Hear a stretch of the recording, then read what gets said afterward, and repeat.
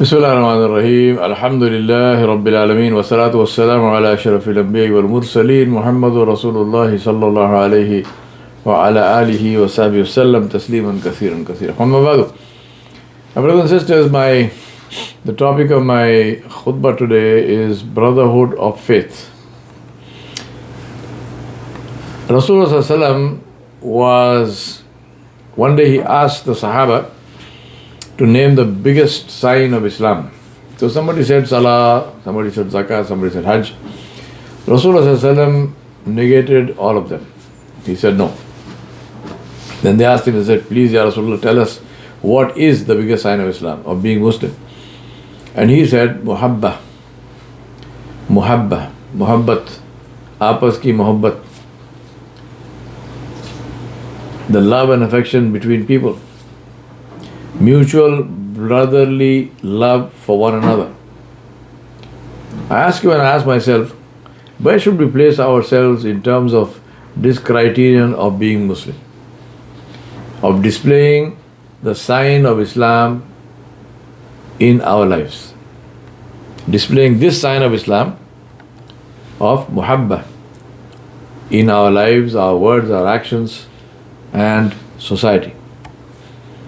I want to remind myself and you to correct our position with respect to Allah subhanahu wa ta'ala, His Messenger sallallahu alayhi wasallam, and our own brothers and sisters, and all other people who inhabit and share this earth with us.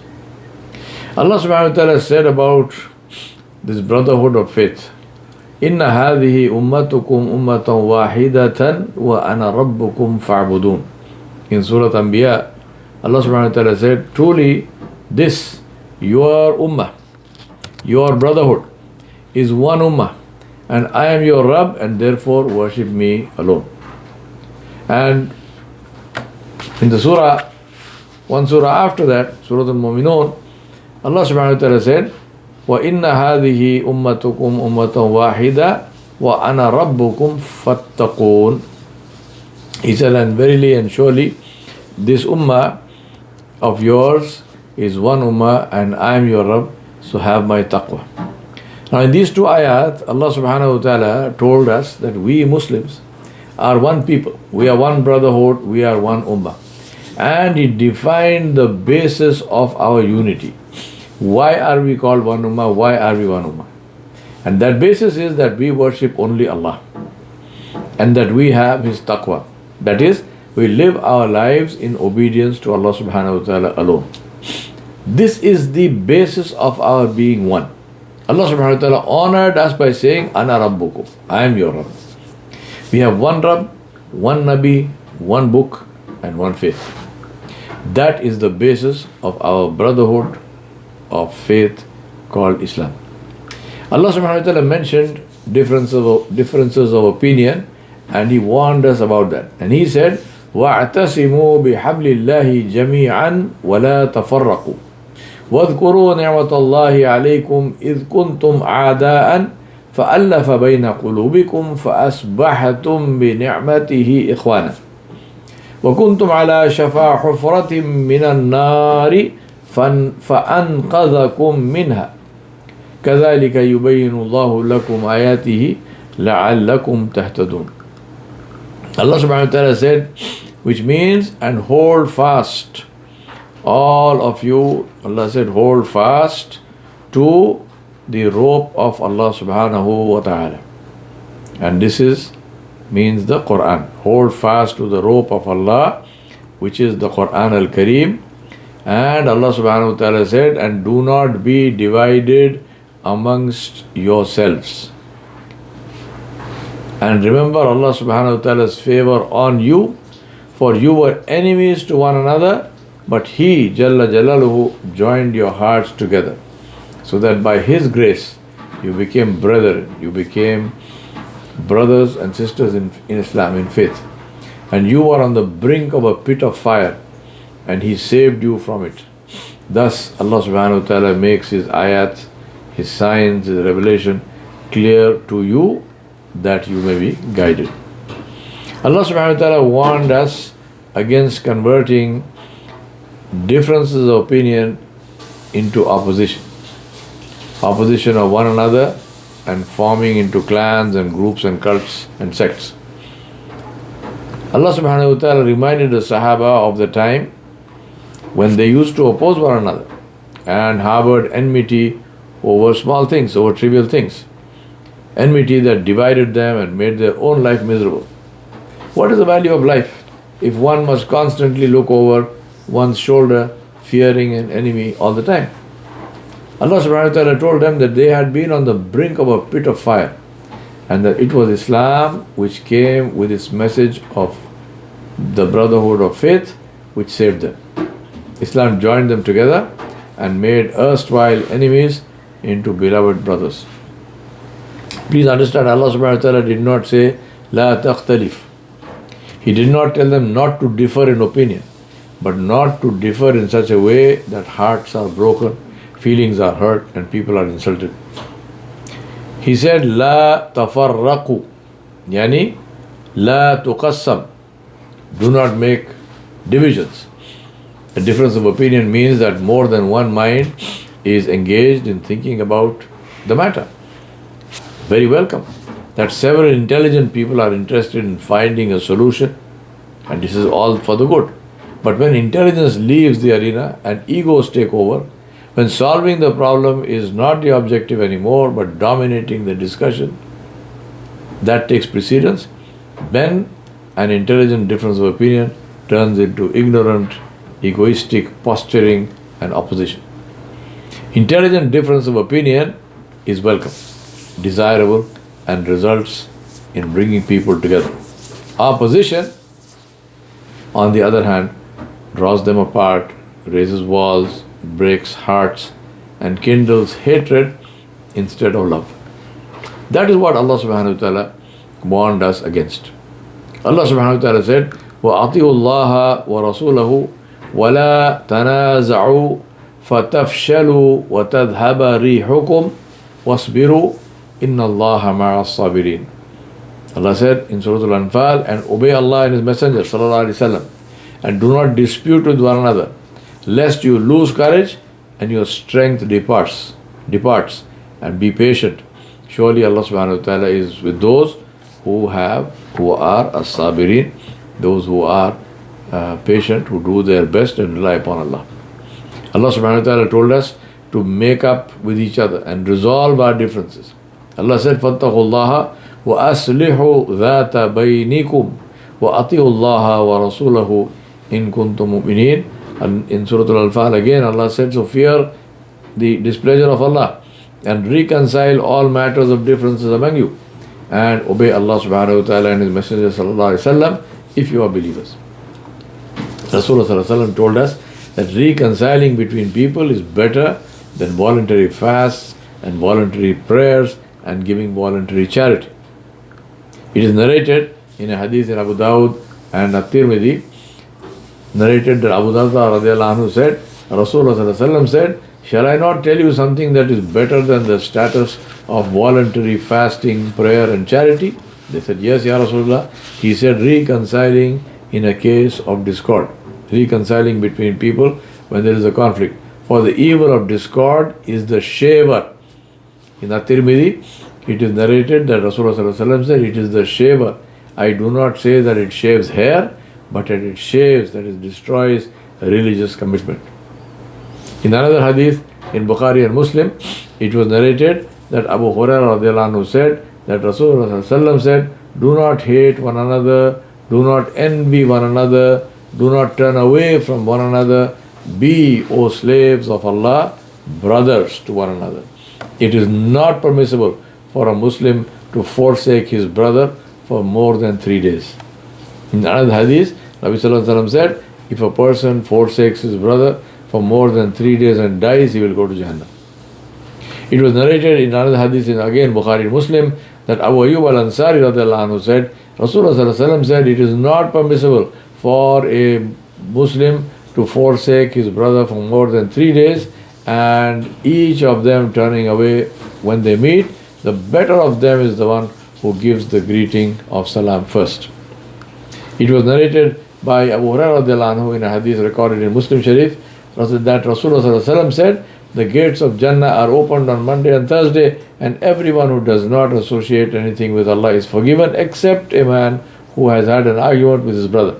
It is said, wait for these two until they reconcile, and wait for these two until they reconcile, and wait for these two until they reconcile. Finally, Abu Kharash as-Sulam radiallahu anhu said that he heard Rasulullah saying, whoever forsakes his brother for a year, it is as if he has shed his blood. It is as good as he has murdered him. And this is a hadith in Abi Dawud. Allah subhanahu wa ta'ala is witness. He is the witness that this is the cancer that is eating us from within. A cancer that we know the cure for, but we do not apply it. What is that cure? Forgiveness. Returning evil with good. Responding and not reacting. Acting intelligently, not reflexively. Allah subhanahu wa ta'ala said, لا تستوي الحسنة ولا السيئة ادفع بالتي هي أحسن فإذا الذي بينك وبينه عداوة كأنه ولي حميم وما يلقاها إلا الذين صبروا وما يلقاها إلا ذو حظ عظيم. Allah said the good deed and the evil deed cannot be equal. Repel evil with one which is better. Repel the evil deed with one which is better. That is, Allah subhanahu wa ta'ala ordered us to be patient at the time of anger and to excuse those who treat them badly. Then, verily, he said, he between whom and you, between you and the other person, there was enmity, they will become as if they were close friends. But none is granted this above quality except those who have sabr, who are patient. And none is granted it except the owner of the great portion of happiness in the hereafter. The great portion is the tashbih, or the meaning of that is happiness in the hereafter, Jannah. It is essential, therefore, to develop 4 qualities in ourselves. If we want to do all of this, we need to have 4 very important qualities. The first one is humility. Humility. Remember that you are not receiving wahi.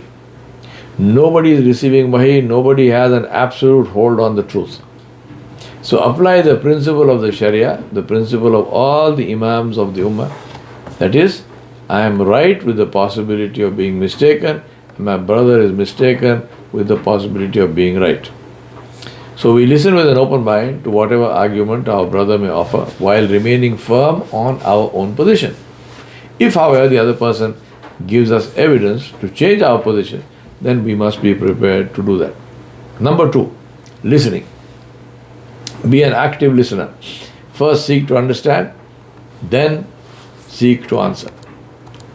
Don't listen to answer, listen to understand. Without understanding, your answers cannot be relevant anyway. But all too often, we are so caught up with answering, scoring points, being one up on the other, that we lose sight of what the substance of the argument is. Active listening consists of first telling the speaker what you understood him to be saying, then and only when the speaker is satisfied that you understood him correctly, should you put forward your argument. This is a very powerful conversation technique that I have used in very hostile negotiations with great success. Number 3 is objectivity. Separate the argument from the person.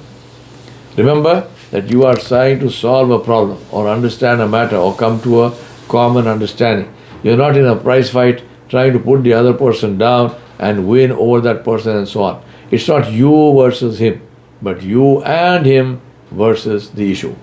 So always maintain decorum, good manners, adab and consideration for others. Always remind yourself and the others of the objective of the dialogue. To arrive at a solution, to find an answer, not to win over another person. At no time must you allow your emotions to get into the act and cause offense. Anger has no place in dialogue. If you find yourself getting angry, get up and leave. Come back again when you have cooled down. Forgiveness, number 4. Finally and most importantly, it is essential in building a brotherhood to forgive one another. We need forgiveness from Allah subhanahu wa ta'ala, and the best way to ensure that we get it is to forgive each other in this life. Allah subhanahu wa ta'ala mentioned this and He said, وَلَا يَأْتَلِي أُولُو الْفَضْلِ مِنْكُمْ وَالسَّاعَةِ أَنْ يُؤْتُوا أُولِي الْقُرْبَى وَالْمَسَاكِينَ وَالْمُهَاجِرِينَ فِي سَبِيلِ اللَّهِ وَلْيَعْفُوا وَلْيَصْفَحُوا أَلَا تُحِبُّونَ أَنْ يَغْفِرَ اللَّهُ لَكُمْ وَاللَّهُ غَفُورٌ رَحِيمٌ. In Surah An-Nur, Allah said, do not let the people of virtue and affluence among you swear to suspend donations to their relatives, the needy and the emigrants, in the cause of Allah. Let them pardon them and forgive them. Do you not love Allah to forgive you? Do you not love to be forgiven by Allah? And Allah is all forgiving, most merciful. This ayah came when Abu Bakr as-Siddiq radiallahu anhu discovered that one of those who had slandered his daughter, our mother, Sayyida Aisha Siddiqa radiallahu anha, was his relative Mista bin Uthatha, who Abu Bakr radiallahu anhu used to support financially. When he found out about Mista, Abu Bakr radiallahu anhu decided to stop his donation. That is when Allah subhanahu wa ta'ala revealed Quran. He revealed this ayah where He referred to Abu Bakr as-Siddiq radiallahu anhu as a person of virtue and affluence. This is one of the many honors and fadail of Abu Bakr as-Siddiq radiallahu anhu. The amazing thing is that Allah subhanahu wa ta'ala is commanding Abu Bakr radiallahu anhu and us to forgive someone who has clearly wronged us and not punish him apart from the punishment that he is liable for in the Sharia. And Allah subhanahu wa ta'ala says, let them pardon and forgive. Do you not love to be forgiven by Allah? The lesson from this is that if we want to be forgiven by Allah, then let us forgive others. Another lesson is that someone may make a mistake once, but that does not negate all the good that he may have done. Mista was a muhajir. Allah is saying what he did, that remains with him. And that must not be forgotten either.